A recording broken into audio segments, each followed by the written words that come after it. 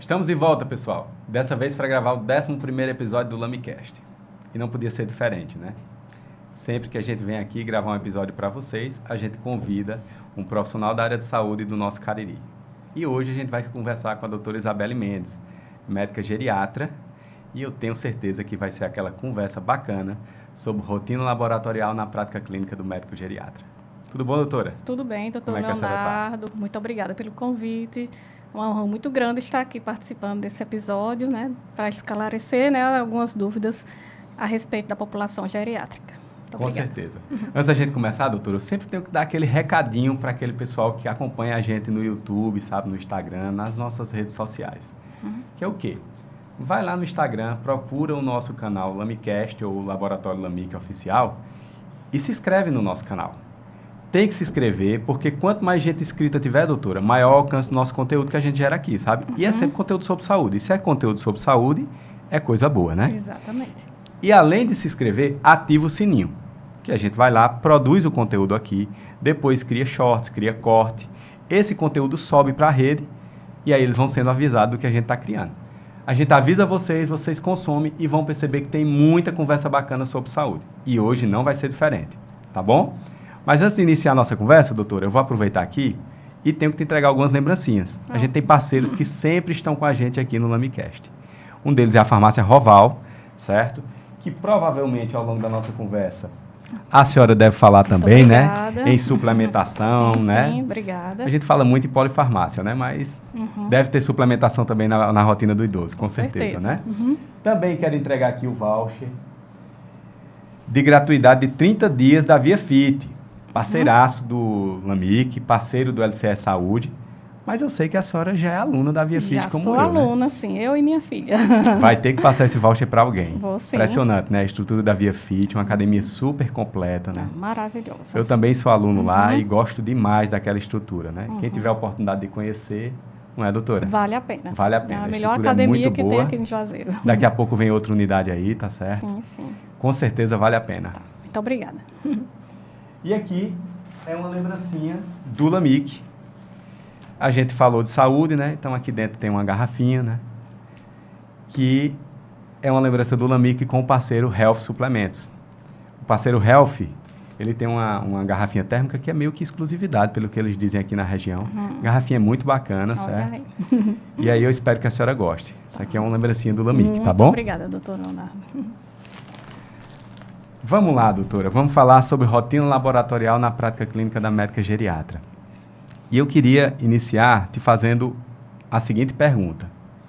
Qual a idade ideal, doutora, para esse paciente, e aí eu já te pergunto, né, se a gente já pode considerar idoso, seria a palavra correta, ele iniciar a rotina dele no consultório da geriatra, já que ele tem uma história que provavelmente já passou por muitos outros consultórios. É 60 mais? É menos que isso? Se tiver alguma comorbidade? É mais que isso? O que a senhora pode nos dizer sobre essa minha pergunta? Certo. Então, inicialmente, vou só dar o conceito do que é uma pessoa idosa, certo? Então, em países desenvolvidos, como os Estados Unidos, né, o conceito de pessoa idosa é aquele que tem idade maior ou igual a 65 anos. Já no nosso país, que é um país em desenvolvimento, o conceito da pessoa idosa é aquele que tem idade igual ou maior que 60 anos de idade. E aí eu vou lhe responder a sua pergunta. Quando é que a gente começa a procurar o geriatra, né? O ideal é que se comece ali a partir dos 40, dos 50 anos de idade. Por quê? Porque o principal objetivo é que a gente prepare, né, tenha um estilo de vida saudável, que a gente faça mudanças no nosso estilo de vida, para que a gente possa envelhecer com saúde. Então, não adianta a gente chegar nos 60 anos, né, que é quando a gente considera que a pessoa está idosa, e tentar mudar o estilo de vida. Ou seja, se você tem uma vida todinha, uma juventude todinha, com estilo de vida desregrado, que não se cuida, não faz atividade física, tem hábitos de bebida alcoólica, tabagismo, ou então que não faz nenhuma avaliação clínica. Então, essa pessoa ela tem uma tendência maior a envelhecer de forma inadequada. Então, se o meu objetivo é chegar nos 60 anos com longevidade, com funcionalidade preservada, com qualidade de vida, então eu tenho que antecipar. Uhum. Né? Então, a partir dos 40, 50 anos, é ideal que você já procure, já pensando, né, em criar uma poupança, que eu digo assim, para que a gente possa, lá na frente, com 60 anos ou mais, ter um envelhecimento que a gente chama de envelhecimento ativo. Deixa eu te perguntar o seguinte. Primeiro que você já trouxe uma informação que para mim é muito relevante, que é iniciar a frequência ao geriatra ali nos 40, 50. Exato. Né? Já desconstruir um raciocínio que eu tinha, que pensava que tinha que ser 60 mais. Uhum. Esse paciente, independente da faixa etária, por tudo isso que a gente falou aqui, a gente falou, por exemplo, na se hidratar, a gente falou na prática do exercício físico, a gente falou em suplementação. Esse paciente, ele costuma chegar para o consultório melhor, fisicamente, mentalmente, certo? Ou quando ele realmente vai procurar a médica geriatra, o médico geriatra, ele já tem algumas comorbidades, principalmente relacionadas à saúde mental dele. Uhum. Então, o que acontece, né? Então, à medida que, assim, um fato que está acontecendo, né, que é um fenômeno que a gente diz que é universal, é o envelhecimento populacional. Então, a população está cada vez mais envelhecendo. E aí, quando existe a questão do envelhecimento, há um aumento de doenças crônicas não transmissíveis, né? Então, há um aumento da prevalência, da incidência de hipertensão, de diabetes, de osteoartrite, de osteoporose, de doenças neurológicas. Aí vem as doenças neurodegenerativas, como demência de Alzheimer, a depressão, a doença de Parkinson, enfim. Então, existe, né, a condição que a gente chama de multimorbidade. Então, é muito comum o paciente, quando ele chega no consultório, ele já vir com várias, né, ele já ter esse diagnóstico, né, de muitas comorbidades, e também a questão de ele ser fragmentado. Como assim?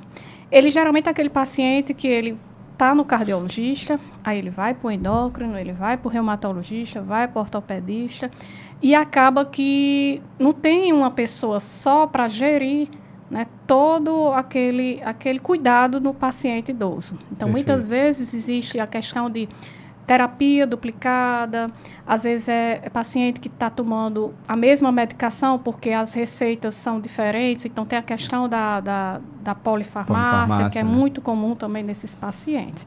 Então, eu pego muito paciente, assim, recebo muito paciente no consultório que já vem de vários outros médicos, né? E aí vem com a questão da polifarmácia.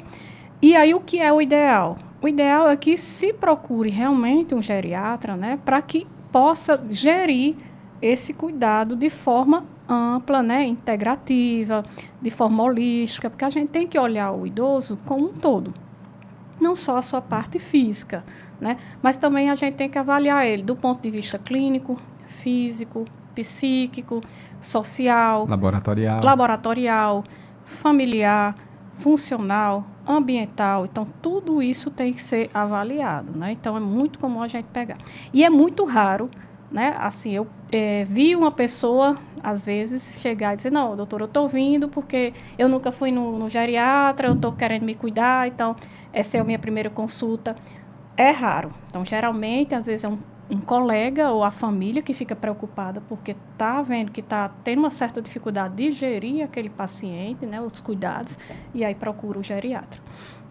Engraçado, né? Quando a senhora falou sobre... Já falou 2 vezes, né, o nome polifarmácia.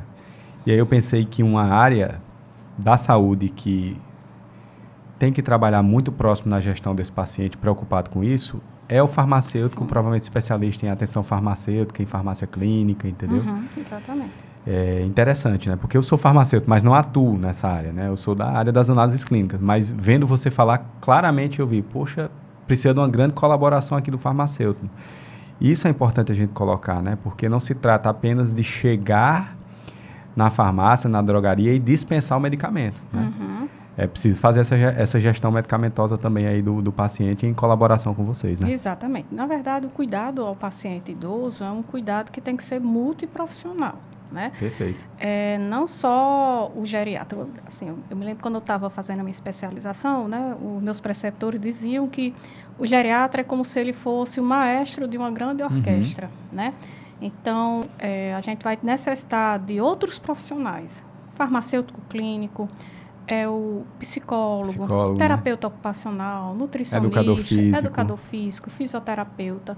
Então, todos nós precisamos trabalhar de uma forma interdisciplinar, em que a gente converse, né, um com o outro, né, profissionais conversando entre si, para que a gente possa ter como objetivo final, né, cuidar bem desse paciente, manter funcionalidade e também a questão da qualidade de vida.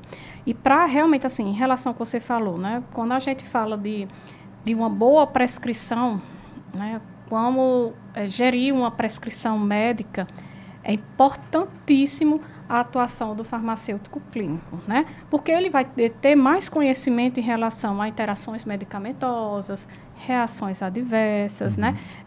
Vai orientar melhor duplicidade, se vai ter duplicidade terapêutica, enfim, qual o momento de ficar com aquela medicação, qual o momento de desprescrever. Então, a gente precisa demais do auxílio de um farmacêutico também nessa gestão do paciente idoso. E aí eu já pego outro ponto, né? Essa interdisciplinaridade que eu gosto muito, né? A formação básica dos farmacêuticos do LAMIC, ela vem de uma estrutura de Universidade Federal que trabalha muito essa interdisciplinaridade, né? Mas é preciso também que esses profissionais tenham um olhar mais especializado na área de geriatria. Sim, importantíssimo, né? Porque o idoso, né, ele tem particularidades, Sim. Né? Então, a gente, à medida que vai envelhecendo, a gente tem o que a gente chama de alterações fisiológicas no envelhecimento. Perfeito. O que significa isso? Nosso corpo, ele vai mudando, né? Vou só citar uma coisa, porque lá na frente a gente vai conversar sobre isso. Então, à medida que a gente vai envelhecendo, a gente vai diminuindo a nossa quantidade de água corporal total, né? Então, por isso que a gente diz que o idoso ele é um ser fisiologicamente desidratado.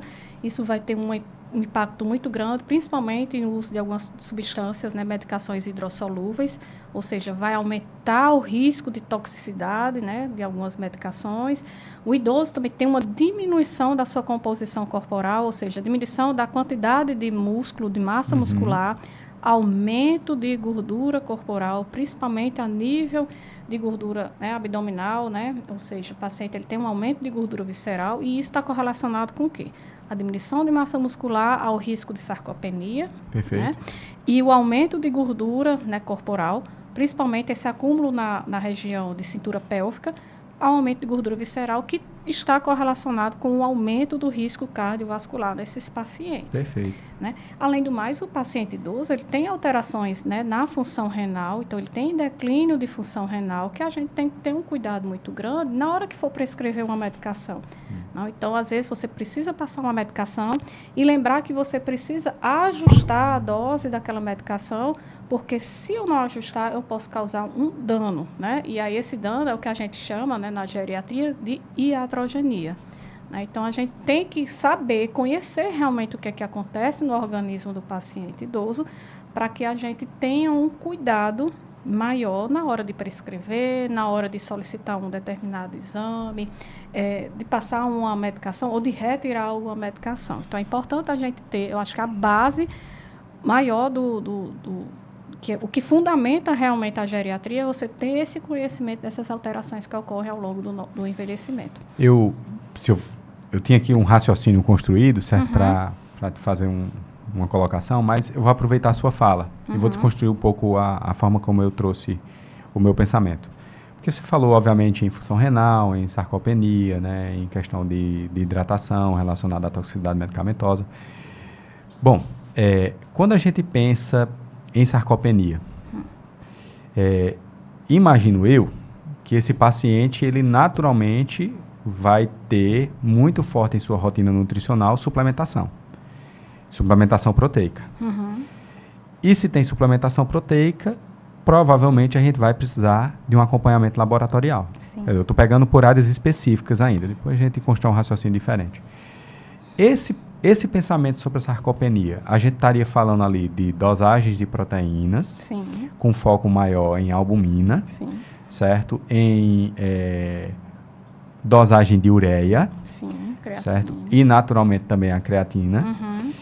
E por isso está presente, nos obriga a ter um olhar muito crítico também sobre controle de função renal, pegando esses mesmos exames. Uhum. Seria isso? Sim, sim. Então, assim, na avaliação laboratorial do paciente com sarcopenia, importantíssimo a gente saber a quantidade de proteína, né, desse paciente. Então, a albumina entra. Então, geralmente, esses pacientes têm uma diminuição da, como eu falei, né, da massa muscular. Sim. E aí é importantíssimo a gente avaliar também a questão da função renal. Por quê? Porque quando a gente vai fazer a abordagem terapêutica desse paciente, a abordagem terapêutica dele envolve uma dieta hiperproteica, né? Perfeito. Então, a gente precisa ter, geralmente, ali, usar de 1 grama a 1,2 gramas de proteína por quilo dia, né? Então, se eu tiver uma função renal deteriorada, eu tenho que diminuir essa quantidade, né?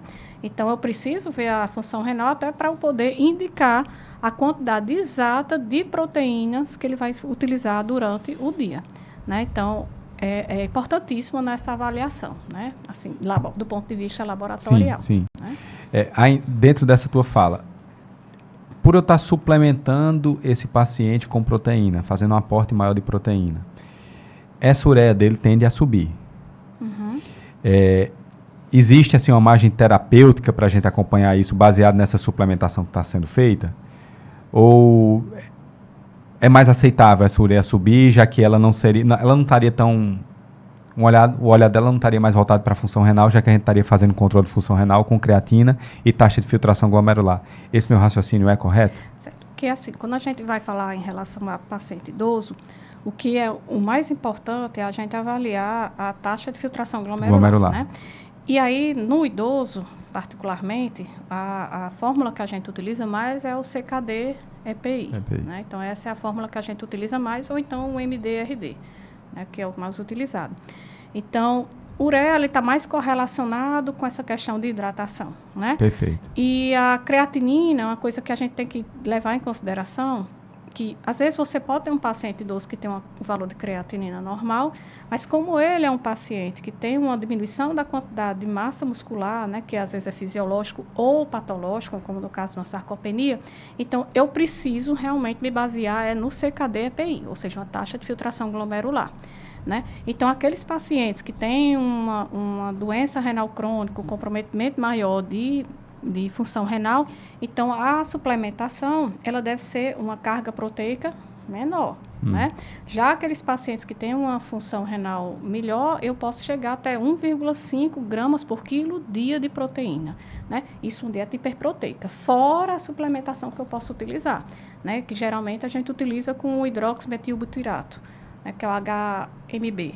Né? Então, existem vários, né, suplementos na geriatria, né, que a gente utiliza para melhorar o ganho de massa muscular. Mas o que é importante é que esse acompanhamento ele seja feito também com um nutricionista. Então, geralmente a gente caminha para um nutricionista, a gente como geriatra passa a suplementação, e aí também na sarcopenia, que é importantíssimo também a gente avaliar a vitamina D, né? Então, dosar a vitamina D, porque a gente sabe que a vitamina D também, ela está correlacionada, né? Ela melhora a função muscular, ela melhora a função óssea também, né? Então, vai diminuir a deteriorização, a perda, né, de cálcio no osso, né? Então, é importante demais a gente avaliar nesses pacientes que têm sarcopenia como é que está o nível de vitamina B12 e muitas vezes a gente também suplementa, né? Faz a dose de manutenção. Esse controle de taxa de filtração glomerular e de resultado de creatinina. Também importante antes de iniciar o uso da creatina, porque a gente sabe muito bem que não tem influência, mas ele pode mascarar, né, o resultado real dessa creatinina, se a gente estiver fazendo uso ali de maneira crônica da creatina, que é cada vez mais recomendado, né? Então, acho que também está muito na rotina de vocês isso aí, né? Sim, pode utilizar, sim, creatina, né? É um suplemento que eu também estou utilizando. Muito seguro, todo mundo, né, tá Exato. sempre em alta, todo mundo fala, assim, todo mundo que eu falo, profissionais da área de saúde falam sempre muito bem, né? Creatina, às vezes whey, Agora eu sempre gosto de né? lembrar isso, assim, fazer esse controle basal Sim. antes da creatinina, né? Antes de iniciar o uso da creatina, para a gente de fato compreender o que era a nossa linha base ali Sim. do exame, né? E olhar para a nossa taxa de filtração glomerular também. Porque se em algum momento ela extrapolar um resultado que preocupe, né, o clínico, ou até mesmo o próprio nutricionista que estiver suplementando, possa suspender ali por 72 horas, reavaliar, olhar se o resultado trouxe para algo aceitável. É preciso compreender isso, né? Exatamente. Aí eu volto, doutora, para aquilo que eu falei, né? Eu estava construindo um raciocínio, a senhora falou sobre sarcopenia, a gente foi discutir ali um pouco de proteína, creatinina, né, suplementação. Voltando à forma que eu estava pensando, esse paciente, quando ele vai para o seu consultório pela primeira vez, ele vai ter a prescrição de exames de rotina laboratorial? Ou o fato dele ter vindo de um acompanhamento de outras especialidades médicas, como a senhora bem colocou, e geralmente aí é um paciente que vai estar com 6 meses ou no máximo um ano, que foi a alguma outra especialidade, esses exames são suficientes para construir uma linha basal ali de raciocínio para você, e a partir de então você dá seguimento no acompanhamento desse paciente. Certo. Exatamente. Então, geralmente, como eu te falei antes, né, esses pacientes, eles, como têm muitas comorbidades, né, então, geralmente, ele é acompanhado por outros profissionais da área de saúde, né. Então, quando ele aparece, assim, que ele é referenciado, né, geralmente é um colega que referencia, às vezes eles trazem exames, mas exames que às vezes estão um pouco mais antigos, né. Então, eu pego esses exames, eu anoto para que sejam um basal deles, para que eu, quando eu for solicitar novamente, dependendo da comorbidade dele, então, vou ter seguir uma linha de raciocínio, ou seja, por exemplo, um paciente é hipertenso, então, ele precisa ter o hemograma, a função renal, né, a glicose, né, a glicemia de jejum, a hemoglobina glicada, um sumário de urina, a relação albumina-creatinina, né, na amostra isolada de urina, que alguns laboratórios, né, já trazem isso no próprio, que o LAMIC já traz isso. Né, no sumário da urina, que é importante para eu avaliar se esse paciente ele já tem comprometimento renal, ou seja, se esse paciente ele já está começando a perder proteína, né, ou seja, albumina na urina, que aí já identifica que esse paciente ele tem uma nefropatia incipiente, certo? Então, a depender da queixa clínica desse paciente, eu vou ter que solicitar determinados exames que são imprescindíveis, que são essenciais para a condução desse paciente, né? Então, eu falei assim, paciente que é hipertenso, que é diabético, ele precisa ter essa gama de exames, né? Paciente que chega para mim no consultório com queixa de declínio cognitivo, né, com queixa de déficit de memória, eu preciso avaliar, né, que a gente segue o protocolo até o protocolo do SUS, então eu preciso ver um hemograma nesse paciente, a glicemia, função tiroidiana, função hepática, vitamina B12, eu preciso avaliar também o ácido fólico, o VDRL, o anti-HIV, sódio, potássio, cálcio. Alguns, no tratado de geriatria, ele pede para que você também faça a dosagem do PTH. Tem um raciocínio generalista, num primeiro momento? Assim, olhando para a medicina laboratorial, né, para os exames, assim, é preciso ter um olhar mais generalista. Vou ali contemplar todas as áreas do organismo, né, com o laboratório, para depois definir algo mais direcionado? Geralmente eu vou mais direcionado realmente para a queixa do paciente. Perfeito. Né? Então, porque aí às vezes o que é que acontece? Se a gente sair solicitando vários exames, né, sem que tenha sem que a gente tenha feito um raciocínio clínico antes, né?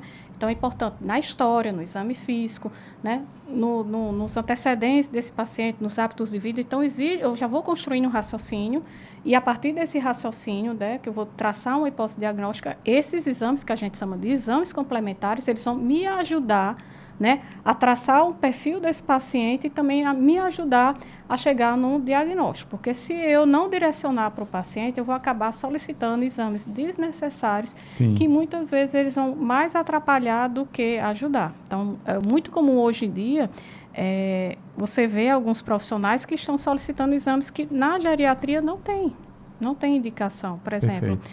um paciente idosa solicitar testosterona, um paciente depois de uma determinada idade, depois cerca dos 80 anos de idade, você solicitar um PSA. Então, não há mais indicação naquele momento, né?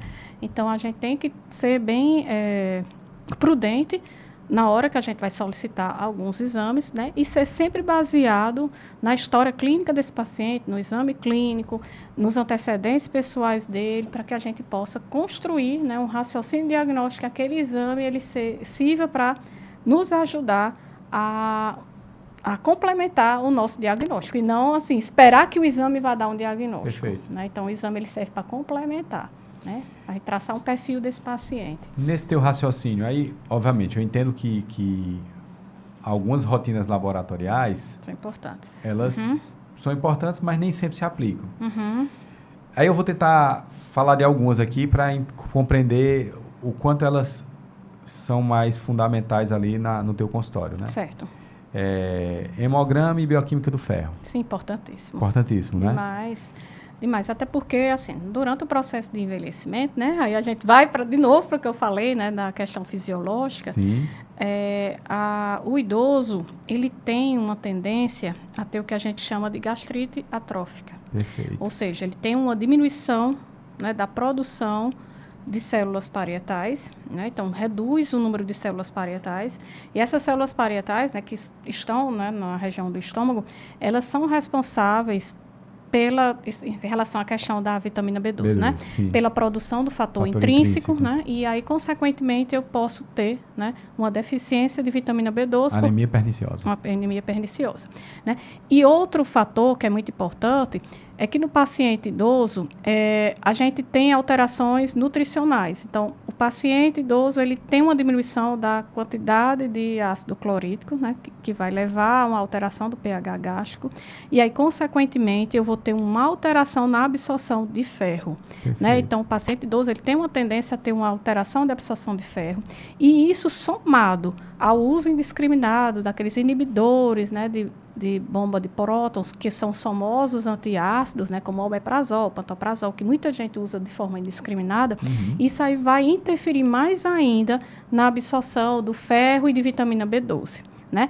Além do mais, o paciente idoso, ele também, muitas vezes, ele utiliza medicações que são inapropriadas, ou seja, o paciente idoso ele pode ter muita dor crônica, doenças reumatológicas que levam à síndrome álgica crônica.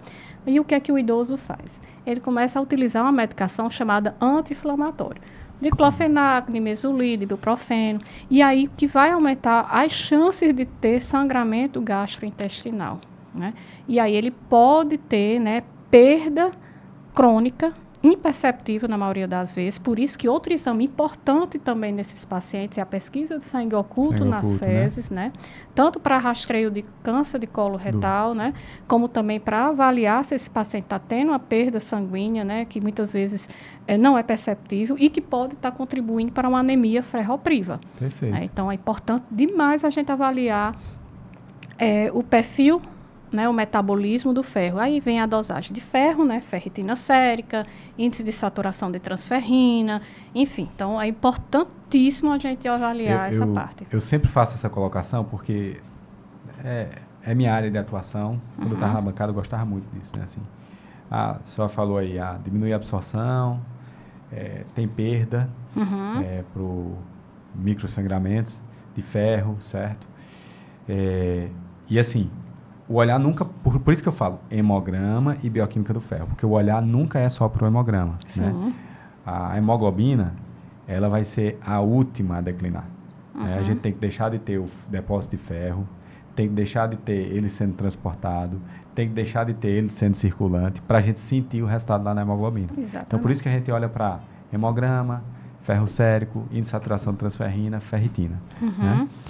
No caso da ferritina, eu imagino que também é algo que tem que ter muito cuidado na hora de interpretar, porque a gente sabe que ela é uma proteína pró-inflamatória e que muitas vezes pode ter seu resultado mascarado por algo que está inflamando o organismo, assim dizer. Exatamente. Certo? E aí, por isso que é tão importante esse olhar como um todo, né? Nunca olhar para esses exames isoladamente, mas eles estão muito presentes na rotina, né? Sim, exatamente. Então, em relação à questão da ferritina, né? O que é que muitas vezes acontece? Existe um tipo de anemia que é muito comum também no idoso, além da anemia carencial, né, ferropriva ou anemia megaloblástica por deficiência de vitamina B12, que é a anemia por doença inflamatória. Doença crônica, né? Então, pensando que os idosos, como eu falei lá anteriormente, que os idosos ele têm um aumento da prevalência de doenças crônicas não transmissíveis, né, como hipertensão, às vezes insuficiência cardíaca, uma osteoartrite, um diabetes. Então, esse paciente, ou uma doença renal crônica, então esses pacientes eles têm um aumento de citocinas pró-inflamatórias, né, interleucinas, TNF-alfa, interferon gama, enfim. Então, esses mediadores, essas citocinas pró-inflamatórias, eles vão elevar o nível de ferritina. E aí, você utilizar como parâmetro isolado só a ferritina, né? Então, ela tem que ser realmente interpretada à luz dos outros marcadores. Ferro, IST, né? Enfim. Então, eu posso ter a ferritina como marcador de doença inflamatória, como também a ferritina ela pode estar aumentada numa anemia, que é a anemia de doença crônica, ou também chamada de anemia inflamatória. Né? Então, ela pode estar aumentada, né? Ou então, muitas vezes, o paciente ele pode ter duas, né? A anemia tanto ferropriva como também a anemia por doença crônica, que é muito comum, e aí ele ter um ferro sérico baixo, uma ferritina aumentada, mas é por conta dessa doença inflamatória associada. A senhora falando, né? E eu estava lembrando da minha época de bancada, né? Eu tenho isso muito forte no meu discurso como diretor clínico do Laboratório Lamic. É aquilo que eu coloco semanalmente para todos os analistas, sejam farmacêuticos ou biomédicos do Grupo Lamic. É muito importante na interpretação do exame laboratorial fazer a associação entre clínica e exame. E a associação entre exames. Né? A senhora falou, por exemplo, anemia de doença crônica. A anemia de doença crônica, se a gente for prestar atenção, ela vai evoluir, por exemplo, num quadro de hemograma, de uma anemia normocítica normocrômica para microcítica hipocrômica. Né? Então, tem que saber interpretar essas situações, olhar para os exames como um todo, e não só esses, outros. Exatamente. Né? A senhora, quando falou, anemia perniciosa, quando eu completei a sua frase ali, né? Exatamente, a deficiência do fator intrínseco influenciando diretamente na deficiência de vitamina B12. Né? Como é importante a gente compreender tudo isso. Né? Bom, aí eu continuo seguindo essa linha de raciocínio. Lipidograma. É importantíssimo, né? Como eu falei para você, né, a gente tem uma alteração na questão da composição corporal, né? Então, aumento de gordura visceral, ou seja, aquele aumento de gordura justamente no abdômen, né? Que isso é fisiológico. E está atrelado, né, esse aumento de gordura visceral ao aumento de risco cardiovascular. E aí, associado a isso, a gente tem um aumento de doenças que são doenças que aumentam o risco cardiovascular. Perfeito. Por exemplo, hipertensão, paciente que é diabético, o paciente que já teve um AVC, é um paciente que tem uma doença arterial coronariana, enfim. Então, eu preciso pedir, né, o perfil lipídico desse paciente, né, porque eu vou interpretar, e aí é interessante demais que a gente interprete, né, então, pedir o quê? Colesterol total, frações, HDL, LDL, hoje as lipoproteínas estão cada vez mais presentes também, né? Exatamente, né? Exatamente, porque também está associado, né, quanto maior o nível de lipoproteínas, aumenta, né, maior o risco cardiovascular. Isso. E aí é interessante, né, quando a gente vai avaliar analisar o perfil lipídico, é que a gente primeiro tem que avaliar qual é o risco cardiovascular daquele paciente. Ou seja, se é um paciente que tem diabetes, então ele já é considerado um paciente de alto risco cardiovascular. Então, eu tenho que interpretar que aquele paciente ele precisa ter um colesterol LDL abaixo de 70. É um paciente que já infartou, é um paciente que teve um AVC, então o LDL dele ele vai ter que estar abaixo de quanto? De 50, porque ele é um paciente de muito alto risco cardiovascular. Então, é interessante... aquela estratificação do risco cardiovascular. Exatamente. Né? Então, é importante eu pedir, né, o perfil lipídico desses pacientes, né, mas na hora que eu for interpretar, eu tenho que interpretar a partir da estratificação de risco. Até para eu poder ver qual é a minha meta terapêutica e poder estabelecer qual é o melhor tratamento, qual a melhor estatina, né? Então, eu vou estratificar esse paciente, se ele é de baixo risco, risco intermediário, se é de alto risco ou de muito alto risco. E aí eu preciso também de quê? Da clínica, né? Então, exame laboratorial, ele precisa sempre estar atrelado à clínica do paciente. Então, às vezes, tem pessoas que olham, né, o exame. Ah, tá normal. Não, peraí, tá normal, mas vamos ver o que é que esse paciente tem. Ele já teve um AVC? Então, se ele tem lá um LDL que está 100, o LDL deu 100. Então, se a gente for ver, não, tá normal. Não, não tá normal. Ele teve um AVC, então a meta dele tem que estar abaixo de 50. Então, a gente tem que sempre ver qual é a estratificação dele. E existem aplicativos, né, que a gente pode até baixar, deixar no celular, né, que é importantíssimo, nos auxilia bastante você fazer a estratificação de risco a partir desses aplicativos para poder ver a meta terapêutica e até passar a estatina, né, a medicação mais apropriada para esse paciente. E aí, falando, já tirando o gancho, né, dessa questão de estatina, é importantíssimo também que a gente avalie como é que está essa função, né, como é que está o funcionamento do fígado desse paciente. Não? Então, a gente tem que dosar TGO, TGP, para ter o basal, porque muitas vezes essas medicações elas podem levar uns níveis de transaminases, né? Muitas vezes elas também podem estar associadas ao risco de miopatia. Então, se o paciente idoso que está fazendo uma estatina, ele começar a sentir dor muscular, é importante que a gente peça uma CPK, né, para avaliar se teve um aumento do nível dessa substância, né, no sangue, que possa até, às vezes, a gente diminuir a dose ou então trocar por outra medicação. Então, é outro exame também que é importante, né, na avaliação do paciente idoso. Eu ia falar sobre função renal e função hepática, mas a gente acabou conversando sobre esses dois ao longo do que a gente já disse aqui, né? Uhum. Função tireoidiana. TSH, T4 livre ou é preciso ter um olhar mais amplo? TSH e T4 livre de rastreio, acho que é importantíssimo, né? Porque muitas vezes, assim, além de que esses exames eles servem para diagnosticar, né, doença tireoidiana, ou um hipotireoidismo ou um hipertireoidismo, como também nos pacientes que têm transtorno de humor, às vezes um quadro depressivo, ou então até um quadro demencial, muitas vezes eles podem estar associados ao quê? A alteração de função tireoidiana, geralmente um hipotireoidismo, né? Então, quando a gente está diante de um paciente com ou transtorno de humor ou um quadro demencial, eu preciso afastar causas orgânicas que possam estar levando a esse quadro. E muitas vezes, no idoso, o hipotireoidismo, ele pode se manifestar com apatia, com um quadro depressivo. E aí, ao invés de eu começar logo um antidepressivo, geralmente digo, não, vamos fazer esse exame aqui, né? Vamos ver se realmente esse paciente está com quadro depressivo, se é secundário a um hipotireoidismo, né? Ou então, se ele está com quadro demencial, um quadro de esquecimento, será que é por conta que tem um hipotireoidismo? Então, é importantíssimo, tanto para que a gente possa afastar causas secundárias, né, desse que eu acabei de falar, depressão ou quadro demencial, como também avaliar a própria função tireoidiana, né? Então, aí, a depender do que se apresentar, né, no exame inicial de rastreio, aí a gente pode, né, pedir outros exames mais detalhados, né? Por exemplo, um anti-TPO, né, nesse paciente, para avaliar direitinho.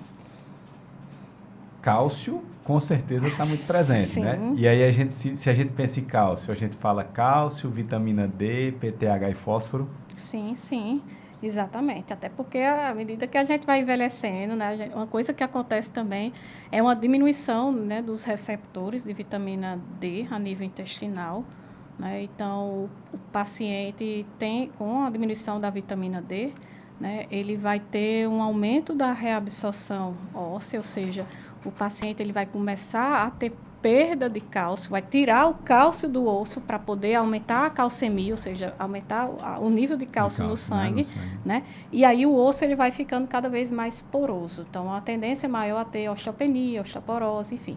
Então, esses pacientes, principalmente aqueles pacientes que têm histórico de fratura, ou que você fez uma densitometria, está lá uma osteopenia, né? Ou então, mesmo com osteopenia, você calcula o índice Frax dele, ele tem um risco aumentado de fratura. Então, a gente precisa, sim, fazer uma avaliação do metabolismo do cálcio. E aí entra, né, cálcio sérico, cálcio iônico. Aí, como o cálcio sérico, a gente precisa fazer a correção, né? Fazer o cálcio corrigido, eu preciso da albumina sérica, o PTH, o fósforo, né? Então, é importantíssimo. E, além do mais, assim, saindo um pouco dos exames laboratoriais, né? Pacientes também fazer densitometria, principalmente Sim. mulheres, né? Depois da menopausa, e homens a partir dos 70 anos de idade. Então, a gente às vezes só acha que osteoporose é doença só de mulher, né? Então Na vamos lá, pós-menopausa. momento recomendação do Unicast. A doutora Isabelle vai fazer a recomendação do momento certo para fazer densitometria. Sim, sim. Então, mulheres, né, depois da menopausa, né, ou seja, deixou de menstruar, está no climatério, fazer, sim, a densitometria, certo? E nos homens também, a partir dos 70 anos, que a gente acha que homem não tem osteoporose, que essa é doença só de mulher. Não, fazer sim.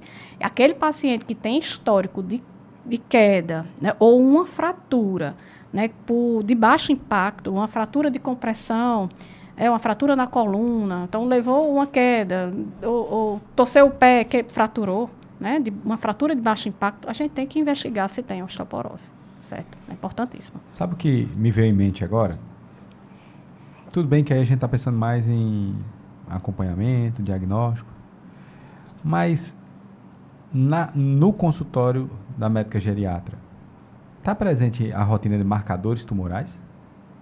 Marcadores tumorais, geralmente o que se recomenda é se esse paciente ele tem histórico, né, familiar, né, e também da clínica desse paciente. Né? É tudo aquela questão. Eu vou rastrear esse paciente se ele tiver um fator de risco para isso. Mas se né? a gente entende o seguinte, me desculpe interromper, até eu estava construindo um raciocínio na tua fala aqui.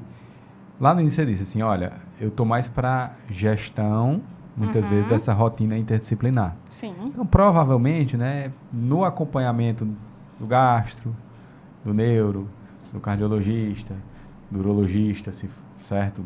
Homem, se for mulher, ginecologista, tudo isso aqui vai sendo contemplado também, né? Principalmente sim. esses exames, né? Sim, sim. Exatamente. Exatamente. Muitas vezes, assim, o que acontece, né? Às vezes ele vem do gastro já com esses exames, né? Mas se a gente for parar para analisar o que realmente na geriatria ele preconiza, é que a gente, primeiro, esse paciente tem que ter um fator de risco, né? Para que a gente não possa sair fazendo o rastreio de forma indeterminada. Então, é um paciente que está com quadro de alteração, um exemplo, né? Um paciente que está tendo alteração do hábito intestinal, está tendo perda de peso, então vou pensar, está tendo anemia, ferritina está alta, está tendo caquexia, albumina baixa. Vou pensar, não, é uma síndrome consumptiva, então vou rastrear se esse paciente tem algum quadro neoplásico. Aí os marcadores tumorais entram e são muito bem indicados. Então, sempre à luz da clínica, né? Eu também, além da parte da geriatria, eu também sou clínica, né? Então, a gente sempre fala que a clínica do paciente ela é soberana, né? Então, a clínica do paciente, uma anamnese bem detalhada, um exame físico também bem detalhado, é que vai nortear o nosso raciocínio clínico para que a gente possa ter uma certa prudência e saber o que vai solicitar para aquele paciente. Daqui a pouco a gente vai falar sobre vacinas. Sim. Mas eu queria explorar aqui um tema, assim, meio que fazer um resumo e explorar um tema que você falou lá no início da conversa. Sim. O geriatra está lá fazendo avaliação de saúde mental, avaliação de saúde gastrointestinal, certo? Avaliação de saúde física, motora. O geriatra está fazendo hoje um acompanhamento também da saúde urogenital e sexual? Sim, importante também. Eu trouxe isso porque eu acredito que é um assunto que cada vez tem que ser mais tocado, né? Exatamente. Há 2 episódios atrás, acho que isso, eu vi doutora Indira e doutora Daiane falar exatamente da mulher 60 mais com a vida sexual ativa. E eu também lembro, doutora Indira, falando que a preocupação está mais para uma gestação a gravidez. Uhum. E aí, se não tem o risco, a proteção diminui. Exatamente. E aí, isso também está no teu consultório, de forma cada vez mais presente, essa preocupação? Exatamente, assim, é algo que muitas vezes é um tabu, né? Então, a gente acha que o idoso, pelo fato de ser idoso, ele não tem mais vida sexual ativa, Uhum. né? Mas é algo que tem que ser perguntado, porque muitas vezes eles não trazem por vergonha, né? Então, a minha realidade é essa. Então, os pacientes, eles têm aquela vergonha de falar sobre isso, né? De falar abertamente, mas à medida que a gente vai criando um vínculo com o paciente, construindo aquela relação de confiança, né? A relação médico-paciente, então a gente ele se sente também à vontade até de falar, né? Então, é algo que a gente precisa realmente abordar, é algo que a gente precisa ter em mente que o idoso também tem vida sexual ativa. Uhum. A grande questão, como você falou aí, até que a doutora Indira falou, que é algo que eles acham que, como eles não estão mais em idade fértil, né? A mulher já está lá no climatério, né? Então, eles não se preocupam em utilizar métodos de barreira, né? Os preservativos, né? Durante as suas relações sexuais. E o que a gente vem observando é que está aumentando, sim, o número Os casos de IST. Exatamente. Em idosos. Infecções sexualmente transmissíveis em idosos, né? Então, eles têm uma vida social, né? Aqueles idosos ativos, né? Então, eles saem, né? Geralmente, eu tenho pacientes meus que vão para o forró da terceira idade, e lá ele conhece alguma pessoa, enfim, né? Então, podem ter um relacionamento sexual, e se não usar um método de barreira, o preservativo, corre o risco, sim, de pegar um IST, né? Infelizmente, eu tive um caso de uma paciente que ela foi contaminada por sífilis e teve uma co-infecção com HIV, né? Então, a gente, às vezes, acha que isso não é possível de acontecer, né? Parece que está sempre distante da gente, né? Exatamente, né? E outra coisa que também é muito comum, né? Quando eu estava no ambulatório de infectologia, na minha residência médica, era de mulheres casadas que adquiriam, né, ou HIV ou qualquer outra IST por conta de relações extraconjugais do seu esposo, né? Então, as mulheres casadas não precisavam usar preservativo, que achava que o marido, enfim, né? Então, é algo também que está acontecendo, é uma triste realidade, mas acontece. Então, é importante também aí, né, a gente, nesses pacientes, também a gente fazer o rastreio, né, e solicitar sorologias, né? Sorologias, né? Exatamente, VDRL, para hepatite B, C, para anti-HIV também, tá certo? A gente acha que é uma realidade distante, mas ela está cada vez mais presente. A questão é que existe ainda um tabu muito grande da sociedade de falar sobre sexualidade no idoso, né? Até mesmo de nós, profissionais da área de saúde. Mas é importante que a gente aborde, sim, esse tema nos pacientes. Eu acho que aí entra isso, né? O LamiCast tem muito a entregar para a sociedade quando eu vejo uma conversa como essa que a gente está tendo agora. É claro que a gente navega aqui sobre rotina laboratorial, certo? Sobre clínica, e não é um assunto que todo mundo consome da mesma forma. Agora, por exemplo, quando a gente fala sobre sexualidade na terceira idade, entendeu? E fala de diagnóstico, certo? De doença sexualmente transmissível, como a gente acabou de colocar, aí não.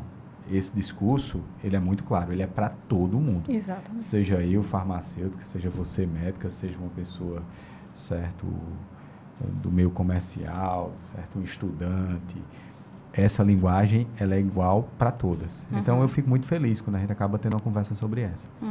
E aí, eu acabo fazendo um gancho, né? Você falou das hepatites. E eu disse para você, a gente vai chegando próximo do final do episódio, e eu gosto sempre de falar também sobre vacinas, né? Sim. Porque hoje o Grupo Lamic é Laboratório Lamic e é Lamic Vacinas. E, graças a Deus, a gente tem um discurso muito a favor da vacina. Eu acho que é importante a gente discursar muito em torno disso. E aí eu te pergunto, dentro do calendário vacinal para um idoso, eu sei que naturalmente a gente vai falar que vacina contra influenza, a gente ainda está vacinando contra a influenza, né? Até é importante chamar a atenção que parece que pelo SUS a taxa de vacinação diminuiu, né? E é importante que as pessoas procurem o serviço público de vacinação para se vacinar contra o vírus da influenza. Não é fácil, né? Quem deseja usar a rede privada utiliza a Lamic Vacinas. A gente já viu a vacina contra a Covid. Mas dentro disso que você estava falando, vacina contra a hepatite. E aí a gente tem hoje a vacina recombinante, A e B. Ela está, né, no calendário vacinal do idoso, mas obviamente, antes fazer um anti-HBS, por exemplo, se ainda tem imunidade e se vai tomar vacina, como é que é essa orientação? Certo. Então, geralmente, né, como a vacina da hepatite B é uma vacina que geralmente a gente faz numa idade mais jovem, né? Na infância, enfim. Eu geralmente peço o anti-HBS, né? Anti-HBS primeiro, o anti-HBS, né? Ele é um marcador, né? Que se ele for reagente, eu digo que é um marcador que se for reagente é bom, né? Então o paciente às vezes, deu reagente. Então, ótimo. Então significa que você tem imunidade, tem imunidade, né? Exatamente. Então, caso o anti-HBS ele dê negativo, aí eu oriento esse paciente a fazer a vacina para hepatite B, né? Então ele vai procurar existe, né, no sistema público de saúde para hepatite B, e aí ele vai fazer realmente as 3 doses, né? Então, a gente orienta, depois do anti-HBS, se for positivo, ótimo, está imunizado, caso não, vai e faz a vacina para esquema vacinal completo, né? Aí a gente acha que vacina para idoso é só Covid e influenza, né? Infelizmente, né? Assim, e é importantíssimo, né, o paciente idoso, e como até nós, né, profissionais da área de saúde. Muito reforço, né, para idoso, né? Então, é importante demais que, tirar esse tabu também, que eu vejo muito, de paciente idoso dizendo assim, eu não vou me vacinar contra a gripe, porque quando eu me vacino, eu gripo, né? Isso é um equívoco, né? Porque, por exemplo, a vacina contra a influenza, ela é uma vacina de vírus inativado, pessoal. Então, são partículas da vacina ali que não vão, certo, trazer nenhuma infecção, certo, para você. É totalmente diferente do que o pessoal chama de vacina de vírus vivos, né? Que, na verdade, são vacina de vírus atenuado. Essa provoca uma reação no organismo baseada nos sintomas que aquela doença pode provocar. Mas vacina de vírus inativado, esquece isso. Certo? É muito importante a gente reforçar isso, porque é importantíssimo. Olha, deixa eu falar uma coisa para vocês. A gente participa do ciclo completo. Lamic Vacinas imuniza. Laboratório Lamic, hoje, através do Departamento de Biologia Molecular, faz diagnóstico. E é impressionante, doutora. A Covid veio, trouxe essa dimensão maior para um setor de biologia molecular e simplesmente hoje, a partir de um painel respiratório, de pesquisas antigênicas, a gente consegue diagnosticar frequentemente na sociedade influenza A, H1N1, H3N2, influenza B, vírus sincicial respiratório, que já a gente vai falar também sobre a vacina para ele, rinovírus, adenovírus, metapneumovírus, Covid, SARS-CoV-2. Então, é muito importante a gente compreender que esses vírus estão muito presentes em nossa sociedade. São cíclicos? São, mas estão presentes e representam um risco, principalmente, entre outros, para o público que a gente está falando aqui. O público idoso tem que ter isso muito forte. Tanto que eu te pergunto, a gente pode aqui naturalmente falar sobre vacinas no calendário vacinal do idoso. Mas, baseado nessa conversa que a gente está tendo, eu considero que algumas são fundamentais a gente falar. Como você disse, não só Covid e influenza, certo? Uma vacina para hepatite, uma DTPA. Mas eu acho que a Arexvy, vacina contra o vírus sincicial respiratório para 60 mais. Certo? Shingrix, vacina contra a herpes zoster, 50 mais. Certo? E pneumocócica. E aí a gente hoje não tem só a pneumo 10, pneumo 13, pneumo 15, a gente hoje tem pneumo 20. Provavelmente essas vacinas aqui, elas estão muito presentes dentro do teu consultório para fazer recomendação. Exatamente. Falei bobagem ou falei certo? Não, falou certíssimo, né? Então, assim, aquela questão de a gente achar que vacinação de idoso é só, vou fazer só a influenza, né? Então, primeira coisa que é importantíssimo se vacinar todo ano, né, contra a influenza.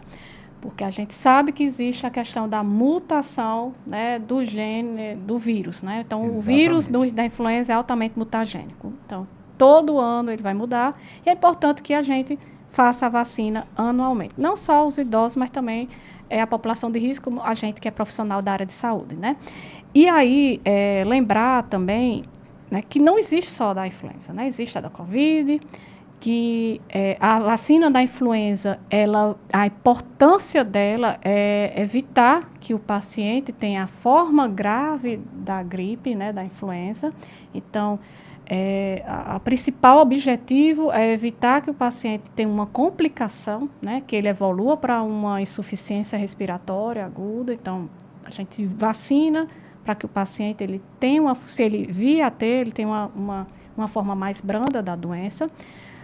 A Covid, que foi muito bem disseminada, mas o calendário vacinal do idoso não é só isso, né? Então, atualmente, principalmente naqueles pacientes que têm comorbidades, né, os pneumopatas, os cardiopatas, né, os pacientes que têm DPOC, os pacientes que têm síndrome de fragilidade, doenças neurodegenerativas, doença de Alzheimer, pacientes que têm doenças estruturais, como bronquiectasias, fibrose pulmonar, enfim. Então, esses pacientes, eles precisam também fazer a vacina, né, antipneumocócica, tá certo? Então, a vacina antipneumocócica é importantíssima, né, para que a gente evite o paciente ter pneumonia. E aí, entre a pneumonia, né, obviamente, evitar as formas mais graves. E aí, felizmente, agora chegou uma vacina nova, né, a vacina conjugada tipo 20, né? Então, a conjugada tipo 20, eu achei que é excelente, porque ela é dose única, né? Então, infelizmente, não tem na rede pública, né, só na privada, mas é uma vacina que você vai utilizar só dose única.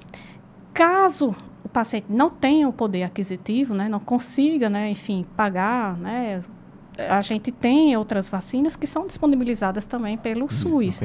Né? Então, a gente tem a conjugada tipo 13, né, que em alguns casos, assim, eles podem até liberar, né, dependendo do paciente, assim, o paciente que é institucionalizado. Então, a gente faz a vacina conjugada tipo 13, né? Depois de 6 meses a 1 ano, a gente faz a polissacarídica, que é a 23, e 4 anos depois a 23 novamente. Esse é o esquema que a gente preconiza caso o paciente venha fazer pelo Sistema Único de Saúde. Mas se for optar por a questão do sistema privado, né, ou seja, nas clínicas particulares, aí no caso também no LAMIC, eu recomendo demais a conjugada tipo 20. Por quê? Porque é dose única. Perfeito. Né? Então, a comodidade, não ter... Porque às vezes, muitas vezes a gente até esquece, né? Passa batido, né? Então, tem a pneumocócica, que é importantíssima nesses pacientes.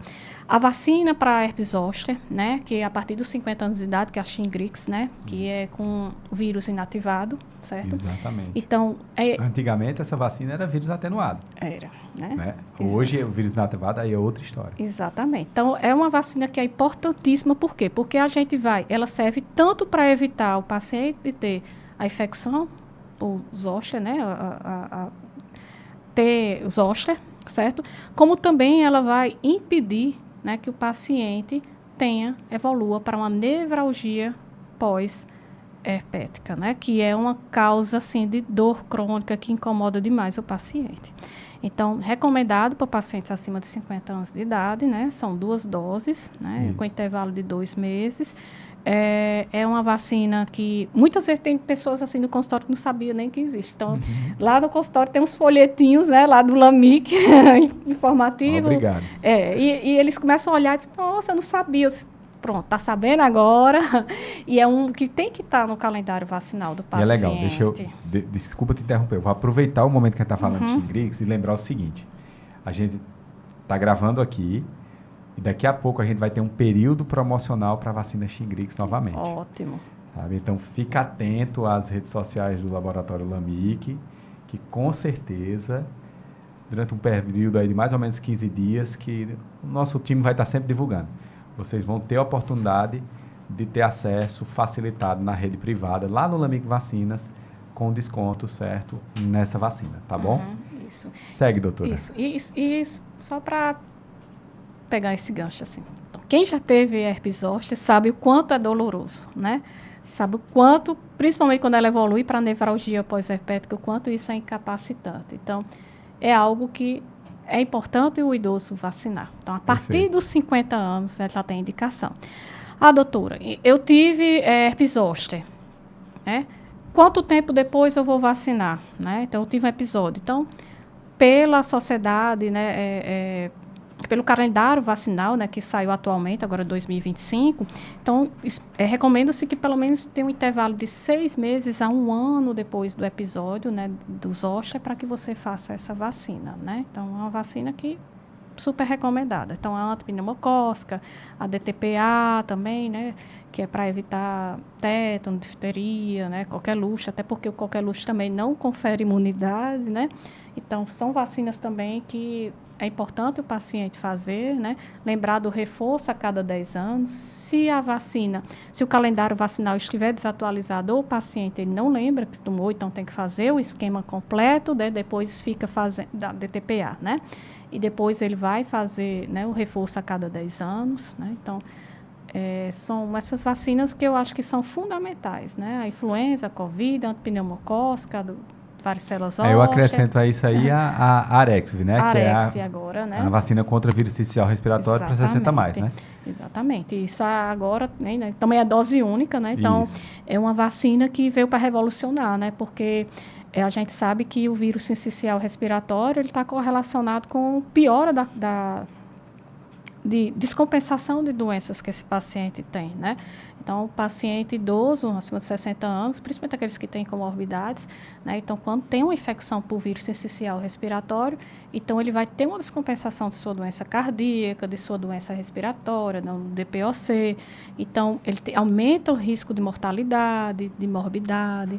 E aí, é uma vacina que realmente também tem que entrar no calendário vacinal. Né? É importantíssimo. Né? A gente sempre pensa em vírus sincicial respiratório na criança, né? Mas no idoso ele tem realmente uma repercussão muito negativa nesse paciente, principalmente aqueles que têm alguma comorbidade. Então, é algo que tem que fazer parte do calendário vacinal, né? E no LAMIC também já tem também, né, essa vacina, né, que é importantíssima para o paciente idoso. Doutor, é assim,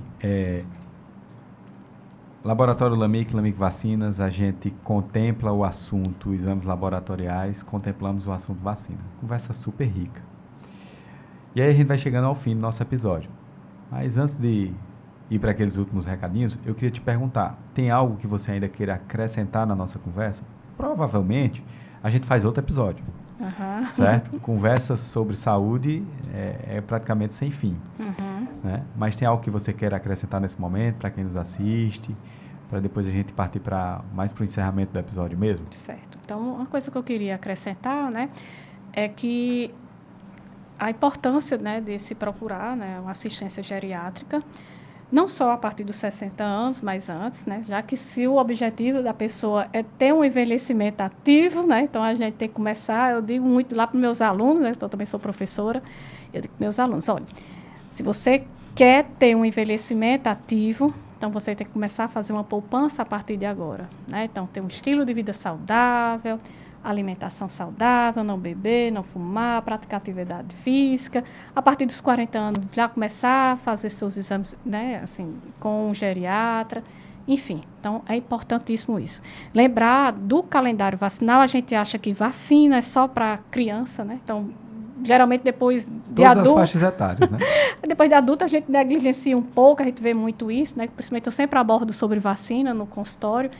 E o quão é importante, né, seguir o calendário vacinal, né, que está atualizado. Então, essas vacinas elas vêm para revolucionar, para trazer uma melhor qualidade de vida desses pacientes. Então, lembrar sempre que no cuidado do paciente idoso, a gente tem que olhar ele de forma, como eu falei, né, integrativa, holística, como um todo. Não fragmentar esse paciente. Então, fazer uma abordagem, como a gente chama na geriatria, uma abordagem geriátrica ampla, lembrar e identificar quais são os pontos que são mais, que necessitam de maiores cuidados, os exames laboratoriais serem feitos, né, de forma racional, para que, né, exatamente, para que a gente possa ter uma interpretação, né, melhor, para que nos auxilie no nosso diagnóstico. Eu tenho um professor meu de farmaco que dizia assim, né, quem quem não sabe o que procura, desconhece o que acha, né? Então, Perfeito. a gente precisa realmente saber o que é que a gente está procurando para que aquele exame nos ajude, né? E, enfim, procurar assistência geriátrica, né? E ter esse acompanhamento, né? E lembrar, como eu falei para você também, que a gente na geriatria, a gente não trabalha só, né? A gente precisa de outros profissionais. Então, é importantíssimo essa abordagem multiprofissional, a gente saber que nós, como médicos, né, como seres humanos, nós temos as nossas limitações e que a gente precisa, né, da ajuda de outros profissionais. Por quê? Porque o que mais importa é o bem-estar do paciente, né? É a qualidade de vida daquele paciente. Então, a gente precisa ter a humildade de pedir ajuda de outros profissionais que vão nos ajudar e vão, né, contribuir de forma muito positiva para o atendimento geral, holístico do paciente idoso. Quem ganha é o paciente, Exatamente, né? O paciente. Perfeito, doutora. Queria demais te agradecer, tá bom? A gente estava lutando para fazer esse episódio há um tempo, né? Eu acho que é um assunto muito importante. Toda vez que a gente fala sobre rotina laboratorial, hoje na minha função eu trago muito números na minha cabeça. E, obviamente, assim, uma faixa etária que está muito presente, quer dizer, o sexo mais presente na rotina laboratorial. Uma mulher. Exatamente. Feminino, certo? A faixa etária. Tem ali a mulher de 35 aos 40 e pouco, e depois, idoso. Então, o idoso, ele está muito presente na rotina da gente. Espero que a gente sempre saiba prestar um serviço de muita assistência, sabe, de qualidade, de acolhimento humano, sensível, certo, para essa passada da sociedade.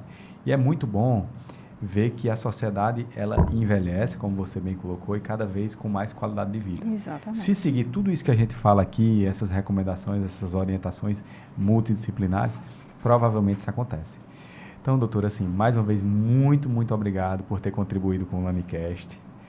Esse podcast do Grupo LAMIC, sabe? Que a gente é feliz demais em produzir esse conteúdo e vamos seguir produzindo conteúdos como esse para que a gente possa entregar tanta conversa bacana sobre saúde para a sociedade. Tá bom, doutora? Muito obrigado, viu, pela sua participação. Eu que agradeço, doutor Leonardo. Muito obrigada aí pelo convite, né? Pela essa oportunidade de poder esclarecer um pouco, né, a importância do cuidado, né, do paciente idoso. E eu acho brilhante demais essa sua ideia, né, de trazer, né, formação ao público. Isso é importantíssimo, né, o quanto educação e saúde, né, ajuda, né, a contribui tanto a questão da sociedade, como também vai atingir o público idoso, como também os familiares, os cuidadores, né. Então, várias pessoas vão ser envolvidas, né, vão ser atingidas com esse tipo de abordagem que você está trazendo aqui. E que só quem ganha realmente é o paciente. Então, a sua iniciativa é brilhante. Tá de parabéns, né? Que Deus abençoe você sempre na sua jornada. Viu? Muito obrigada mesmo, de coração. Pessoal, vamos encerrar o 11º episódio do LamiCast. E aí não pode esquecer, para chegar esse conteúdo que a doutora Isabela estava falando, tem que seguir a gente lá no YouTube. Se inscreve no nosso canal, ativa o sininho. Geramos conteúdo, ele chega até você, tá bom? E até a próxima. Tchau, tchau.